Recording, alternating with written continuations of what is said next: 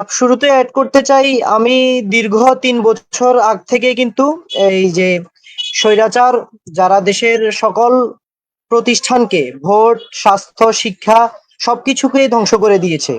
নিজের একজন দায়িত্ববান নাগরিক বা সচেতন নাগরিক হিসেবে আমি মনে করি এটা আমার নৈতিক দায়িত্ব ছিল এই স্বৈরাচারের বিরুদ্ধে আন্দোলন এবং সংগ্রাম করা। প্রথমত আহ ৬ জুলাই ফেনীতে আন্দোলন যেদিন শুরু হয়েছিল আমি যেতে পারিনি। তখনও সোনাগাজীতে বিভিন্ন পয়েন্টে ছাত্রলীগ পাহারা দিয়েছিল। যারা আমরা তো যেহেতু ৩-৪ বছর আগ থেকেই এই আন্দোলনের সাথে জড়িত, এই স্বৈরাচার বিরোধী আন্দোলনের সাথে জড়িত, সেহেতু আমরা চিহ্নিত ছিলাম। এর পরবর্তীতে যে কর্মসূচিগুলো হয়েছিল সেগুলোতে কয়েকটাতে গিয়েছি, সবগুলোতে যেতে পারিনি। তবে ১৬ই জুলাই আবু সাইদকে হত্যা করার পর যে প্রকাশ্য দিবালোকে হত্যা করা হয়েছিল, তখন খুব মানে বিবেকে নাড়া দিয়েছিল। এরপর থেকেই ফেনীর আন্দোলনে আহ, একদম সম্পূর্ণভাবে জড়িয়ে পড়ি।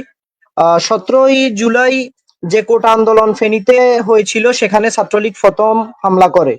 ১৯ জুলাই শুক্রবার আমরা আবার এই কোটা আন্দোলনের যে কর্মসূচি ছিল সেখানে অংশগ্রহণ করি। ফেনীতে বড় মসজিদের আহ, যে গলিতে আমরা অবস্থান করেছিলাম সেখানে পুলিশ টিয়ার শেল এবং কাঁদানে গ্যাস যেটা ওইটা নিক্ষেপ করে। ওই দিনও কিন্তু অনেকেই আহত হয়। যে স্বৈরাচারী সরকার বাংলাদেশের প্রতিটা এই সেক্টর, বিশেষ করে ভোট ব্যবস্থা একেবারে ধ্বংস করে দিয়েছিল। এ কারণে এই আন্দোলনটা কোটা আন্দোলন থেকে কিন্তু গণ আন্দোলনে পরিণত হয়। একদম প্রতিটা সেক্টরের মানুষ এই আন্দোলনে অংশগ্রহণ করে। চিকিৎসক, শিক্ষক, ব্যবসায়ী, ছাত্র, প্রতিটা প্রতিষ্ঠান থেকেই আসলে আহ, মানুষ আন্দোলনে অংশগ্রহণ করে। এক কথায় বলতে গেলে আন্দোলনটি কিন্তু একটা গণ আন্দোলনের লাভ করে। গণ আন্দোলনের রূপ লাভ করে আমরা এটা বলতে পারি। দেখেন, এই আন্দোলনে কিন্তু কৃষক, শ্রমিক, রিক্সা চালক, শিক্ষার্থী, সকল শ্রেণী পেশার মানুষ অংশগ্রহণ করেছে এবং শহীদ হয়েছে।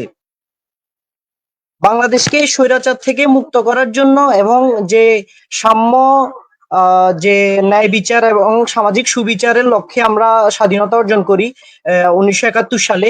এই সাম্যের বাংলাদেশ প্রতিষ্ঠা করার জন্যই আমরা এই স্বৈরাচারের বিরুদ্ধে আন্দোলন পূর্ব থেকেই করেছি এবং ফেনীর আন্দোলনে সংযুক্ত হয়েছি।